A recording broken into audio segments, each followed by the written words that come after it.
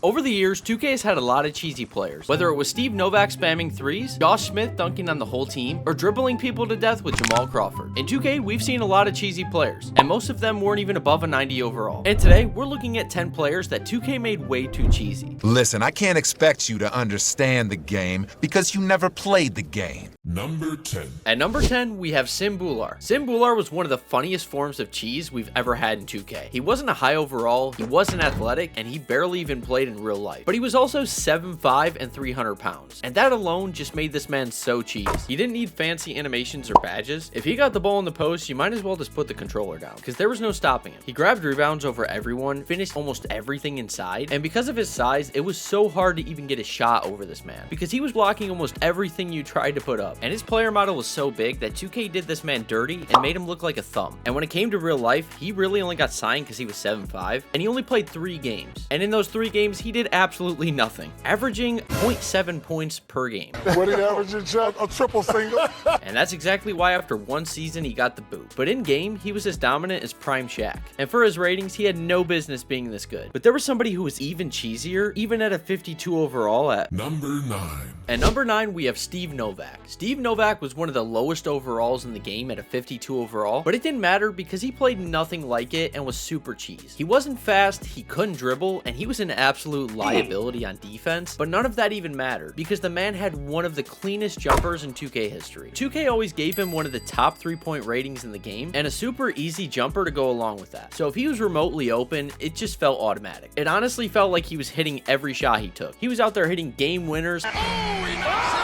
Beautiful buzzer beater. And in 2K13, doing the Euro step glitch with this guy, he barely missed, but he could shoot like no one else in the game. And the funniest part is, he looked more like an accountant than an actual NBA player, which made it even more hilarious when he was dropping so many points. That's a big-time, cold-blooded shot. And Steve Novak was cheese at a 52 overall, but who we have next was so cheese that he straight up got banned from the NBA at Number 8. At number 8, we've got OJ Mayo. If you played 2K in the early 2010s, you already know this man was way better in game than his overall ever showed. He wasn't an all-star, but in 2K, his jumper and animations made him an absolute problem. OJ Mayo had one of the smoothest pull-ups in the game. His jumper was quick, easy to time, and it honestly felt automatic. And once he got hot, you could score with him from anywhere. You could hit some deep threes, mid-range pull-ups, and he wasn't scared to dunk on a couple guys in the paint either. In these days of 2K, OJ Mayo was an absolute bucket and easily one of the best pure scorers on 2K in general. And the crazy part is, he was really talented in real life. He was drafted 3rd in the 2008 draft, but he was never able to reach his full potential, and that was because he kept failing drug tests and getting suspended. And eventually, he was actually banned from the NBA. Stay off the weed.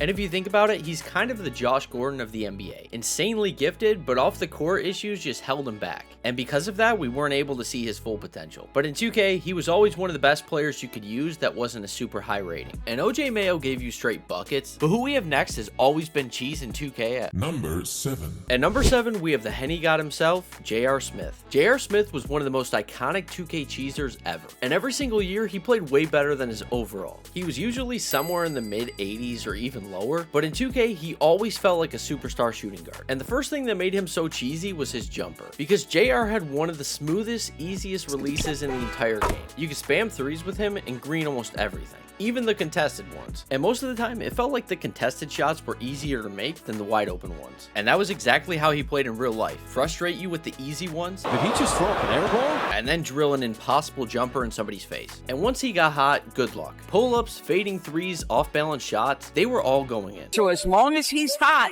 keep riding it. What? And that's what made him feel so unstoppable and made him one of the cheesiest cars to deal with. And then on top of all of that, he was also super athletic. He had elite dunk packages and he moved way faster than his rating showed. In real life, he was pretty streaky, but in 2K, he was consistently one of the most fun players to cheese with. And that's exactly what made him a fan favorite. That, as well as him in the finals, showing us that anything is possible. And because of that, he will always be one of the most entertaining players to use in any 2K. And J.R. Smith was pure cheese, but the next guy could cook you you on both ends of the court at Number 6. At number 6, we have Andre Iguodala. Iggy was one of those players who did everything in 2K, and that's exactly what made him so cheesy. In real life, he was really good on the Sixers and Nuggets, and he even helped the Warriors win a championship, winning the Finals MVP. But he was somehow even better in 2K, and that was because he could shoot, finish at the rim, and clamp up the best player on the floor. And that's exactly what made him so cheesy, because his all-around game made him an absolute nightmare to deal with. On offense, he always had great dunk animations, as well as the strength to bully smaller players. And on top of that, he was getting blocks and steals on defense. And you couldn't even block dunks until 2K14, and that made this man an absolute cheat code. And he was honestly unstoppable in 2K because he could easily do anything you needed him to. And that's exactly why he's one of the cheesiest two-way players the game has ever seen. And Iggy could do everything, but up next, we have one of the original cheesers at Number 5. At number 5, we have Jamal Crawford. In 2K, Jamal Crawford has always been cheese. His handles are ridiculous, and on top of that, he has some of the best dribbling animations in the entire game. Size ups, behind the backs, even step backs. He could create space whenever he wanted, and once he got space, it was already over, because he was also an absolute bucket.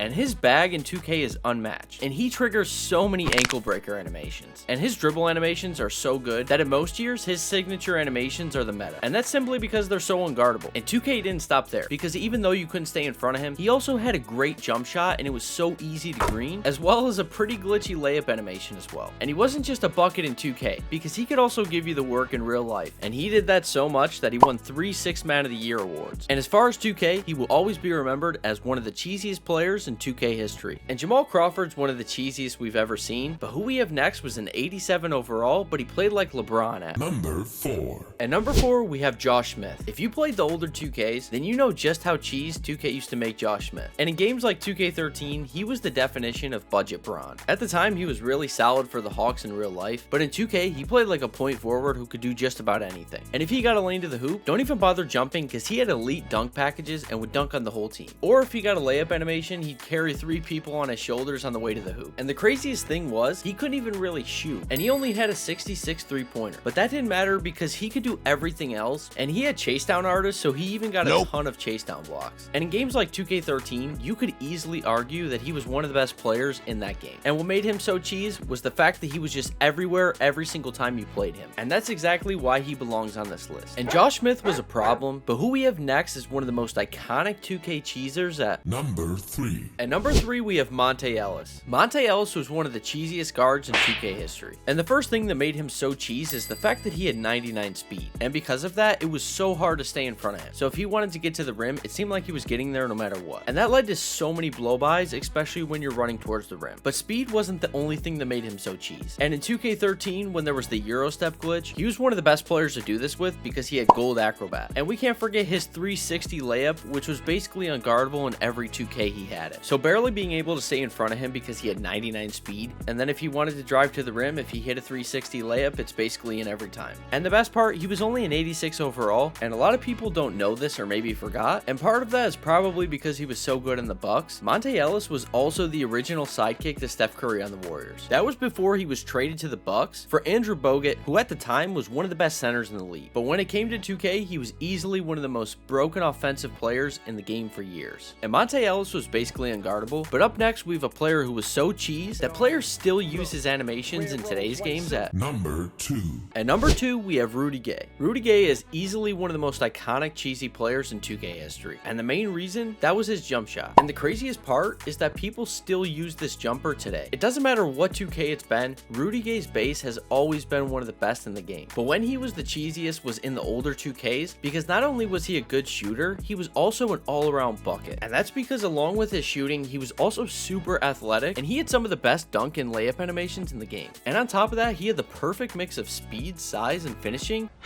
And that made him feel way better than his overall. You could run the floor with him, pull from mid-range, catch and shoot, or you could just blow by defenders and posterize people the whole game. And when you pair that with his animations and that top-tier jump shot, Rudy Gay was literally the definition of cheese. And outside of my team, in his prime in 2K, he always sat around 86 overall. But almost every year, he's one of the best players that you could use. And Rudy Gay has one of the most iconic jump shots in 2K, but there's one player who's always been known for being cheese at Number 1. At number 1, we have Gerald Green. Gerald Green is the king of 2K cheese. In real life, he was always solid and a crazy good dunker, and a fun fact, he actually lost one of his fingers while he was dunking on a makeshift hoop, and when you look at some of the dunks he was able to pull off, it just makes it that much more impressive. And like I said, he was always really solid, but he was never really a superstar. But in 2K, he was easily one of the best players in the game, and he had no problem carrying the entire team. And that's because this man had everything. He always had a high dunk rating, his dunk animations were absolutely insane, and he would get a stupid amount of and ones. But it didn't stop there because he always had an easy green window, so making shots came easy to him too. And another thing that made this man so hard to stop, if you see him coming towards the rim and you throw a lob, you might as well just get out of the way because he was catching it and throwing it down every time. And if he was your teammate in my career, you were throwing him lobs almost every play. But what made Gerald Green so legendary was his all-around cheese. He could slash, he could shoot, he could dunk from just about anywhere, and the most entertaining part was when you had a fast break with him and he could show off his dunks. And the best part is, he was always a mid overall, but he could completely take over any game just by himself. And for most people, he is still one of the cheesiest players in 2K history. And those are 10 players that 2K made way too cheesy. From Simbular bullying people in the paint, to J.R. Smith pulling up in people's faces, all the way to Gerald Green, who made himself the king of 2K cheese. There were a lot of cheesy players over the years, and I couldn't include all of them in one video, so if I missed some of your favorites, let me know in the comments down below. In this one, I try to focus mainly on the ones under 90 overall. I appreciate all the support, and as always, in case you guys forgot, Stay saucy. Ever since I can remember, I've been popping my collar,